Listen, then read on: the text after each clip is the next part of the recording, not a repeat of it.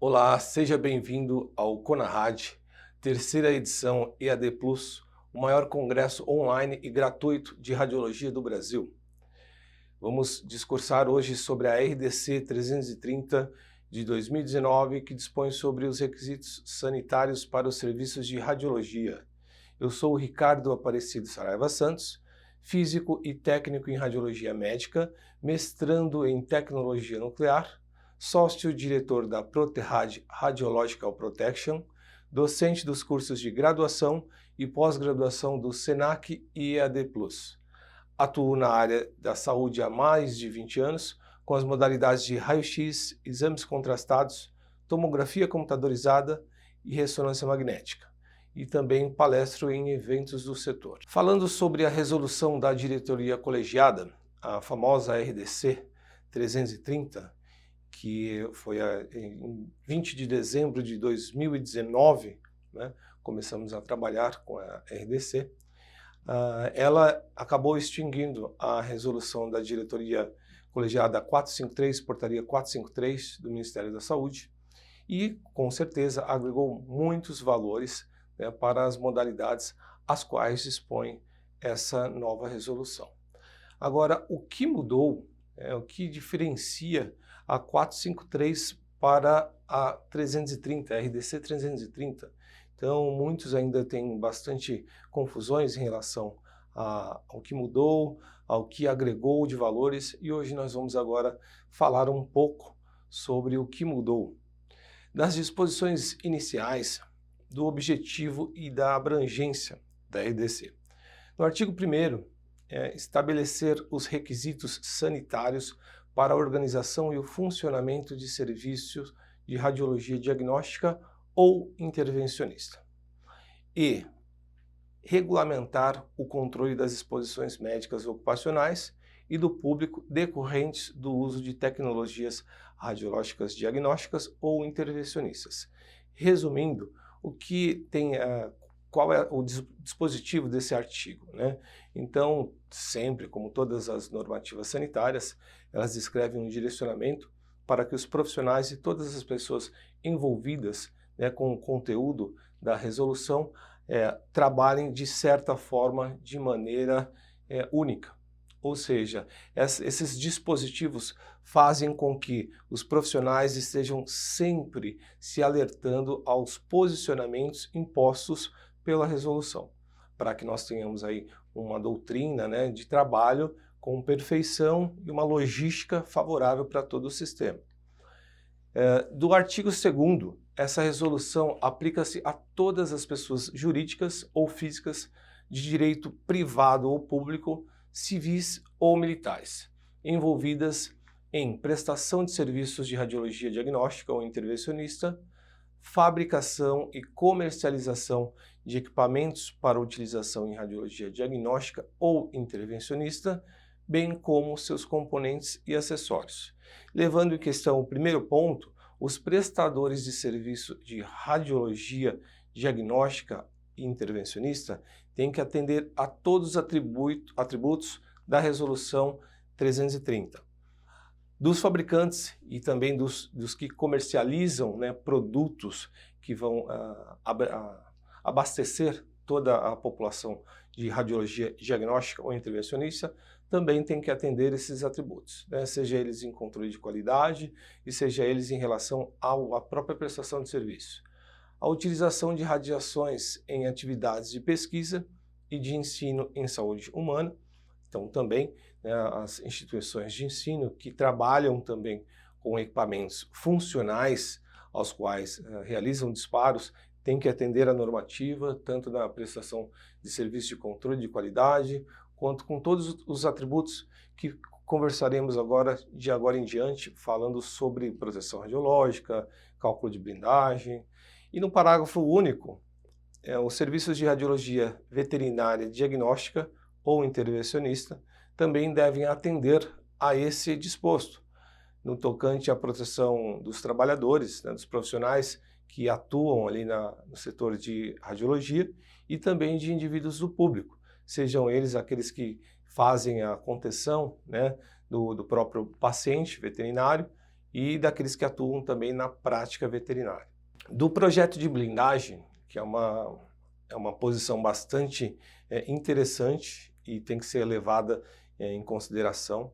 Projeto de blindagem para caso de instalações, né, que utilizam aí os equipamentos de radiologia, eles têm que ter, né, um projeto de blindagem. Esse projeto de blindagem tem que ser realizado por um profissional habilitado para tal fim e também, posteriormente, ser liberado pela Vigilância Sanitária. A Vigilância Sanitária tem que receber o protocolo, né, desse documento e, logicamente, dá a assertividade de que esse serviço pode, assim, realizar os serviços de diagnóstico com segurança. Então, para isso que serve o cálculo de blindagem. Ele vai mensurar, justamente de acordo com o equipamento utilizado, se esse equipamento está ou não habilitado para atuar dentro daquele regimento, dentro daquela sala, dentro daquele ambiente, levando também a segurança, a proteção radiológica, tanto para o indivíduo que está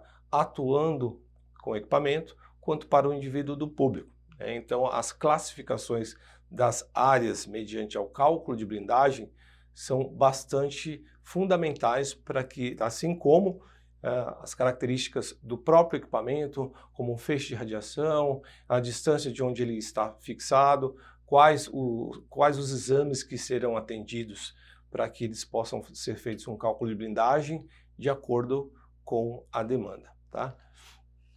Da estrutura organizacional, o artigo 5º, que são serviços de radiologia diagnóstica ou intervencionistas, devem implementar, no mínimo, alguns programas, né, dentre eles que são aplicados pelas normativas, como esses 3 programas que nós vamos falar agora.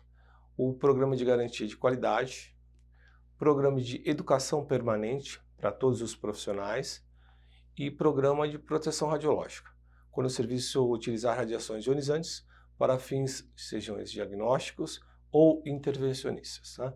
Então, esse programa de qualidade faz com que a empresa, né, o ambiente, né, o serviço, implemente, né, esse programa de garantia para que seja contemplado, no mínimo, alguns gerenciamentos de tecnologias, alguns procedimentos, algumas partes processuais, dos quais envolvem os equipamentos adquiridos, envolvem a tecnologia aplicada ao segmento, ao setor, seja ele no setor de radiodiagnóstico ou no setor intervencionista. Para que isso? Para que os riscos sejam sempre minimizados. Com a radiação, em se tratando de radiação ionizante, nós temos que trabalhar sempre com esse princípio, né, o princípio de Alara. Quanto menor o risco, melhor, tanto para o paciente quanto para o público. Né? Então nós temos que trabalhar sempre com esse segmento. Do gerenciamento das tecnologias, todos os produtos sujeitos a regime de vigilância sanitária devem estar regularizados junto à Anvisa. Então, os serviços devem realizar testes de aceitação e qualidade. Os testes de aceitação que são realizados quando do fornecimento, assim como os testes de constância, né, que o próprio fabricante realiza após ser instalado o equipamento, eles também têm que ter uma continuidade. Os serviços de diagnóstico e intervencionistas têm que apresentar, de acordo com o tipo de atuação, do setor de qualidade, né, o controle de qualidade, levantamento radiométrico e o plano de proteção radiológica. Tá? Então, todos esses, de acordo com a modalidade a atuar, né, deve ser apresentado de acordo com essa modalidade, seja ele para fim diagnóstico ou para intervencionista. E também na parte de terapia, também do mesmo caso, tem que ser apresentados os controles de qualidade. Controle de qualidade, ele vai mensurar justamente o estado do equipamento. Então, o estado em que o equipamento se encontra. Seja ele, o que acontece? Muitas vezes os profissionais atuam com equipamentos dos quais estão descalibrados. Então, essa falta de calibração faz com que um feixe seja utilizado de maneira inadequada, um colimador de um tubo de raio-x ali com colimador aberto porque queimou a luz, então faz a radiografia com o colimador aberto. Isso é uma atuação completamente errônea. Tem que passar isso daí para o responsável do setor para ser trocada a lâmpada. A gente sabe que isso muito acontece aí fora, tenho visto, e quando visto pontuo, né, atuando na área de controle de qualidade, para que esse problema seja sanado. E isso aí é claro, quando se trabalha com o colimador aberto, o feixe de radiação, ele é utilizado de forma inadequada. Então, o controle de qualidade do equipamento também está diretamente ligado ao profissional. O profissional tem que passar diariamente, né, o controle de como está o equipamento. É igual você dirigir um veículo, né, de uma empresa, onde você pega o veículo de manhã e devolve no final do dia e passa um status do veículo, como você pegou o veículo e como você devolveu o veículo, né? Os equipamentos, né, na área da radiologia tem que ser trabalhado também dessa mesma forma, para que o profissional que receba o plantão, né, atue de maneira adequada. Isso quando não tiver que parar o equipamento para uma manutenção corretiva. Na maioria das empresas se faz uma manutenção preventiva, já em contrato com as empresas, porém, em algumas outras, apenas corretiva. Tá? Isso aí está descrito, vai de acordo com o protocolo, né, da empresa, com a logística, para saber qual o tipo de atuação que ela faz, se preventiva ou se corretiva. Do programa de educação permanente, parte disso que nós falamos agora, também está instituído a qualificação e a requalificação dos profissionais que atuam, né, permanentemente nos setores, tanto nos setores diretamente ligados à radiologia, quanto os setores que estão à sua volta, né, que estão assim indiretamente ligados à radiologia. Por que disso? Um equipamento, quando ele não está sendo tratado de forma adequada, ele pode sofrer danos, né? Dentre esses danos, até mesmo levando em consideração o equipamento de ressonância magnética, falando em radiação não ionizante, né? O que pode acontecer? Pode acontecer um problema ou até mesmo um acidente por um descuido, por uma falta de informação. Então, esse programa de educação permanente também garantirá que isso daí se propague, né, que essas informações benéficas se propaguem de maneira que todo o envolvimento, toda a empresa, toda a clínica, todo o hospital que está ali envolvido com as questões da radiologia estejam com conhecimento prévio em relação a esses tipos de acontecimentos, né? Porque muitos acabam não sabendo os setores em que atuam ou setores coligados que atuam e acabam também trabalhando de forma inadequada e aí podendo prejudicar o equipamento. O equipamento parado são pacientes, né, são clientes que não serão atendidos a contento. Do programa de proteção radiológica, dentro ainda desse mesmo perfil que estávamos falando, as medidas de prevenção devem ser adotadas contemplando todo o escopo, né, relacionando a proteção radiológica, desde a avaliação contínua das condições de trabalho, classificação dos ambientes em áreas livres, áreas supervisionadas, áreas controladas e de acordo com as atividades envolvidas. As sinalizações de orientação são fundamentais tanto para o profissional quanto para o público.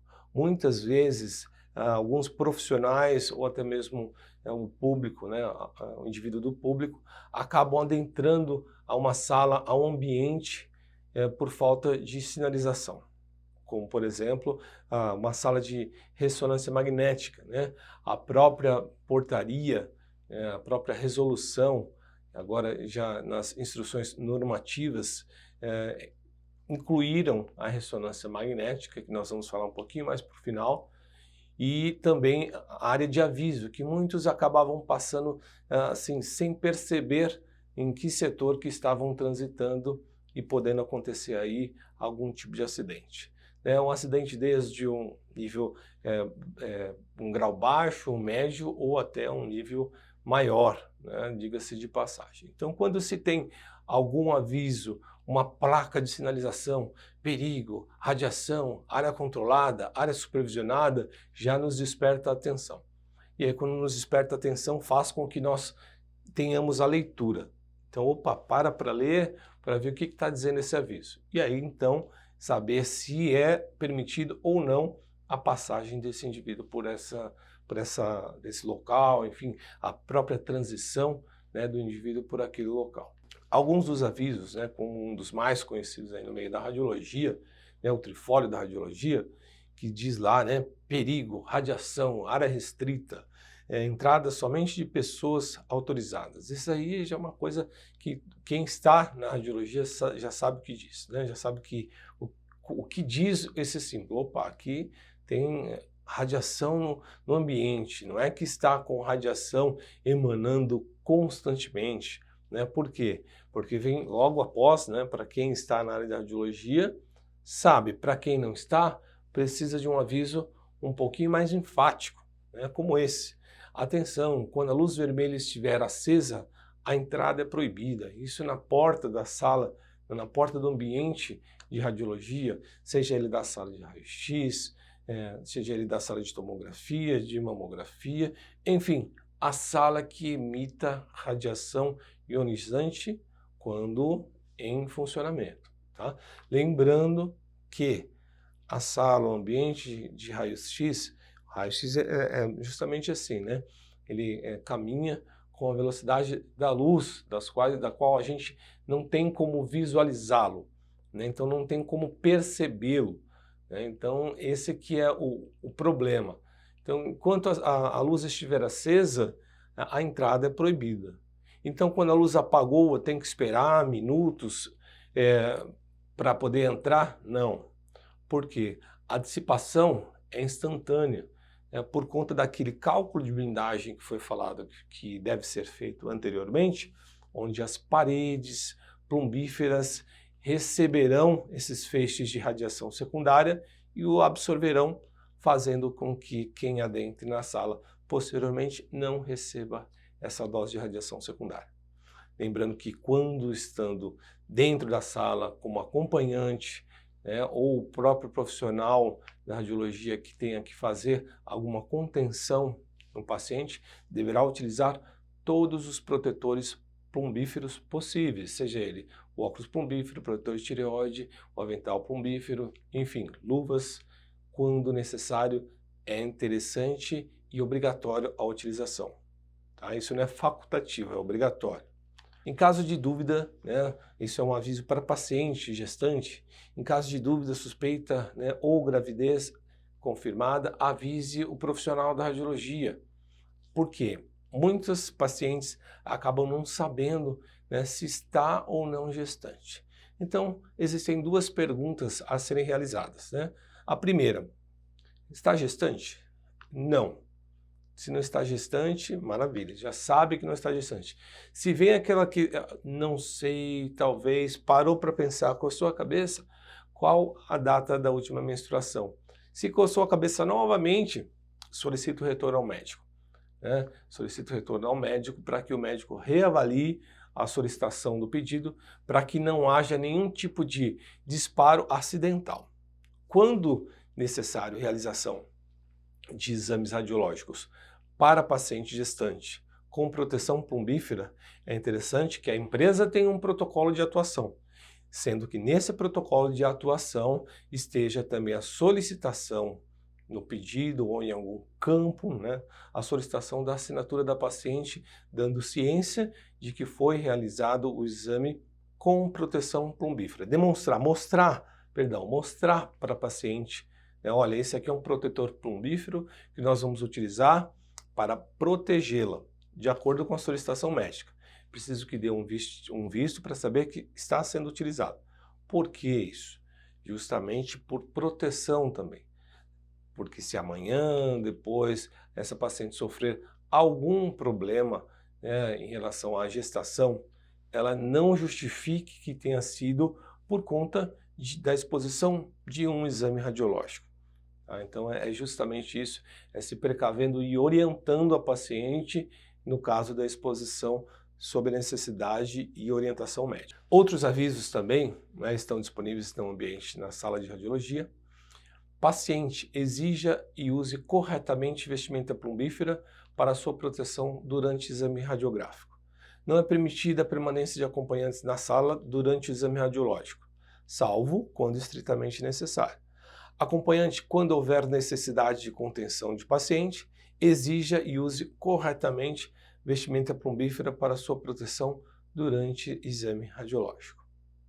Então, são esses avisos, né, que são aí atribuídos pela resolução e são eles que devem ser utilizados nos ambientes radiológicos.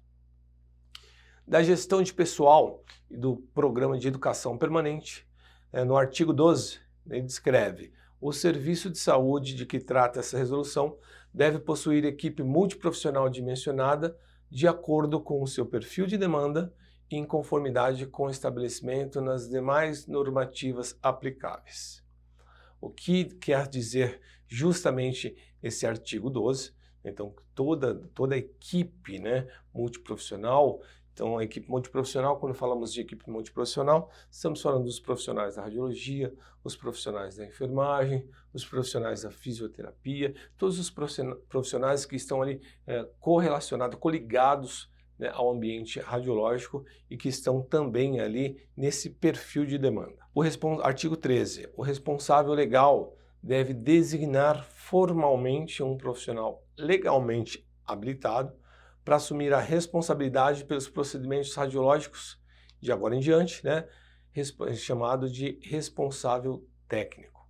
O responsável técnico, ele tem autoridade para interromper as atividades inseguras no setor da radiologia.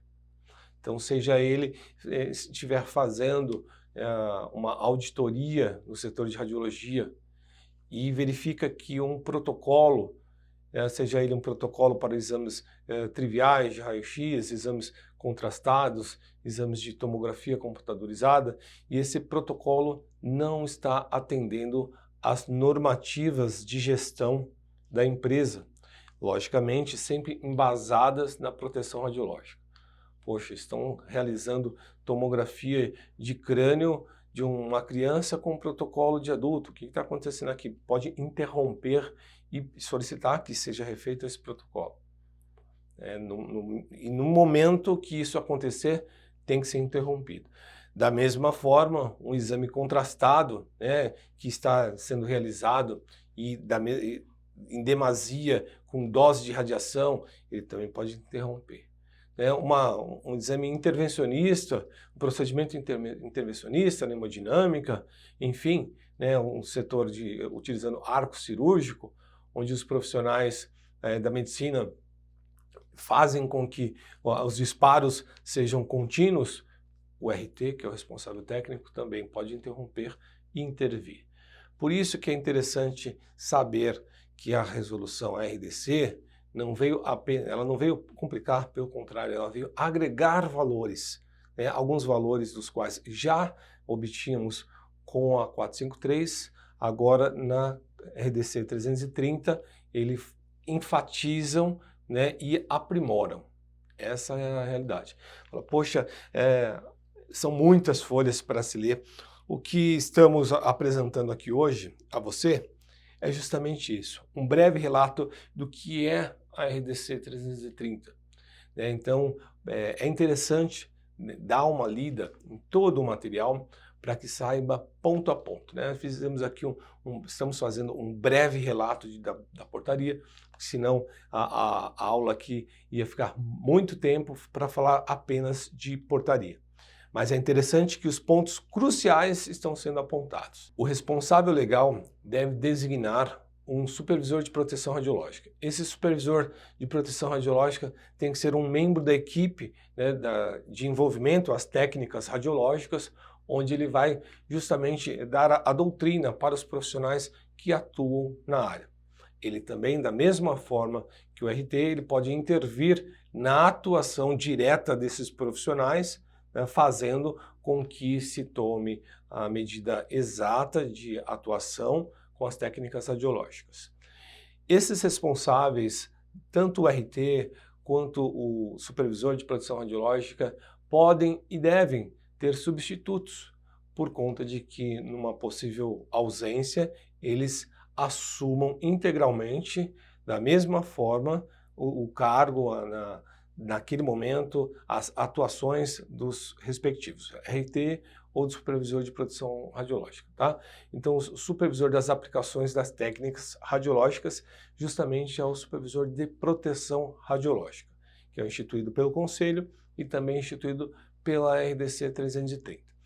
Então, cabe ao responsável legal designar esses profissionais e esses cargos para que se tenha um direcionamento e também em base para um futuro comitê de proteção radiológica, que também as empresas, dentro da própria normativa, já descreve, as empresas devem possuir um comitê de proteção radiológica, que é ele que vai dar todo esse direcionamento, né, vai fazer toda essa parte, todo esse panorama, né, envolvendo as radiações e todos os cuidados com proteção radiológica, gerenciamento de risco, está embutido no comitê. Das instruções normativas que fazem parte da RDC 330, a RDC 330, uma abrangência geral, e as instruções normativas, cada instrução, né, designada para uma modalidade. Como, por exemplo, a instrução normativa de número 52, ela dispõe sobre requisitos sanitários para a garantia de qualidade e da segurança em sistemas de radiografia médica convencional e também dando outras providências. Na instrução normativa de número 53, dispõe sobre requisitos sanitários para a garantia de qualidade e da segurança de sistemas de fluoroscopia e da radiologia intervencionista. Na instrução normativa de número 54, dispõe sobre requisitos sanitários para a garantia de qualidade e da segurança de sistemas de mamografia, dando também as providências relacionadas ao setor de mamografia. Na instrução normativa de número 55, ela dispõe sobre requisitos sanitários para a garantia de qualidade e também de segurança dos sistemas de tomografia computadorizada, dando as providências em relação à modalidade. Na instrução normativa de número 56, ela dispõe sobre requisitos sanitários para a garantia de qualidade e de segurança dos sistemas de radiologia odontológica extraoral, dando as providências. Qual seria a panorâmica, né, o que hoje em dia está dando bastante ênfase por conta dos aparelhos ortodônticos, utiliza-se bastante, né, a radiologia odontológica extraoral. Na instrução normativa de número 57, que dispõe sobre requisitos sanitários para a garantia da qualidade e da segurança de sistemas de radiologia intraoral e da outras providências, né? Então aquela famosa radiografia que se fazia quando vai no dentista, segurando a película, né, para poder ser efetuado o disparo, é justamente aquela intraoral que fazemos com a instrução normativa 57. A instrução normativa 58, que dispõe sobre os requisitos sanitários para a garantia de qualidade e de segurança de sistemas de ultrassom, dando as suas providências. E a instrução normativa de número 59, que dispõe sobre requisitos sanitários para a garantia de qualidade e da segurança de sistemas de ressonância magnética, dando as suas providências. As duas últimas instruções normativas mencionadas, a de número 58 e de número 59, fizeram parte agora da RDC 330. Antes, na 453, não se dava muita ênfase, né, no setor de qualidade em equipamentos de ultrassom e equipamentos de ressonância magnética. É muito válido mencionar que o aumento, né, dessas modalidades, né, na atualidade fez com que se preocupasse com a qualidade, né, tanto da parte da ultrassonografia quanto da parte da ressonância magnética. Tendo em prática, digo a você, é fundamental o controle de qualidade também para essas modalidades, né? Muitos acabam dizendo que, poxa, por que controle de qualidade para ultrassonografia? Só que é notado que muitos dos transdutores utilizados, até mesmo utilizados de maneira correta, porém pelos desgastes, né, decorrentes da utilização, acabam, por vezes, estando inadequados para a utilização. E como isso é percebido? Somente fazendo um teste de qualidade nesses transdutores, somente fazendo um teste de qualidade nos equipamentos. Então, a manutenção preventiva e a corretiva, quando se tem um contrato, muitas vezes acabam assim sendo um pouco mais custosos e aí acabam não fazendo o contrato por conta, enfim, né, de reter um pouquinho de verba e fazer aquela economia, de certa forma, nos setores. Porém, é uma economia que muitas vezes acaba não sendo muito ideal e também quando não há uma cobrança em cima disso, uma legislação que vigora em cima disso, acabam não sendo feitas as trocas de maneira adequada. Então, o fabricante pode até mencionar, tem que ser trocado o transdutor XYZ, e enfatizando aqui. E aí, de repente, falar, poxa, mas eu não vou trocar porque, né, dá uma apertadinha aqui, eu consigo dar uma visualizada. Demora um pouquinho mais de tempo, mas eu consigo levar o exame. Só que isso aí está perdendo. Quem está perdendo, né? O paciente, cliente, de repente, né, por um diagnóstico que não foi dado de maneira adequada, por questões limitadas do equipamento, né, sem assim levar em consideração o perfil profissional. Pelo contrário, muitas vezes a dificuldade por conta do equipamento, do estado, né, momentâneo daquele equipamento. Então também não é por conta de fabricante A, B ou C. É justamente por conta do desgaste mesmo que ocorre. Igual, vou voltar na analogia, né, do veículo. Você anda com um veículo, vai havendo desgaste de pneus, de freio, pastilha, tem que ser trocado, tem que ser feita uma manutenção. No caso, se não foi feita uma preventiva na revisão, vai ter que ser feita uma corretiva na troca, né? E mesmo assim, às vezes, quando se faz uma preventiva, haverá a troca, por questão de desgaste mesmo. O equipamento funciona da mesma forma, tá? Então, digamos assim, tanto para a área de ultrassonografia, também quanto para a área de ressonância magnética, onde também são diagnosticados algumas anomalias por conta de realização do controle de qualidade, onde essas anomalias apontadas pelo serviço de qualidade e diretamente coligadas com o fabricante são solucionadas de maneira adequada e a contento, fazendo com que o maior interessado de tudo isso, no caso o paciente, tenha o seu diagnóstico a contento. E é lógico, quando nós estamos trabalhando com um equipamento muito bem alinhado, muito bem, com um diagnóstico muito preciso, é muito satisfatório, tanto para o profissional quanto para o cliente. E é claro que todos gostam e adoram trabalhar com o que tem de melhor. Só que o que tem de melhor é o que nós produzimos. Então, sempre tomar conta do que nós trabalhamos. Mencionar para o supervisor, olha, o equipamento está dentro de um escopo ou está fora do escopo do equipamento, estou notando uma dificuldade maior para a aquisição das imagens, vamos verificar o que está acontecendo, porque às vezes mesmo dentro do prazo de validade, do controle de qualidade, pode ocorrer algum interpério fazendo com que tenha que ser feita alguma manutenção. A instrução normativa de número 78 altera as instruções normativas. Altera sim, né? Ela também tem algumas alterações pertinentes.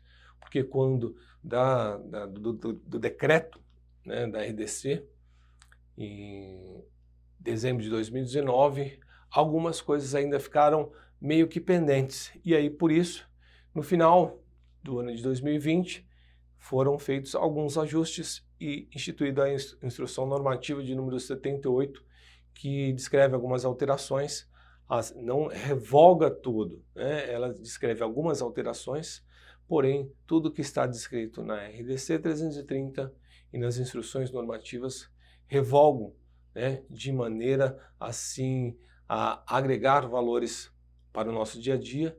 Elas revogam a portaria 453 de 1998 e a resolução 1016.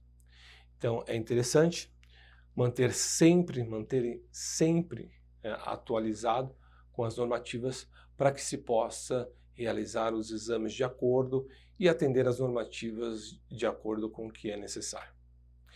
Um abraço e até a próxima.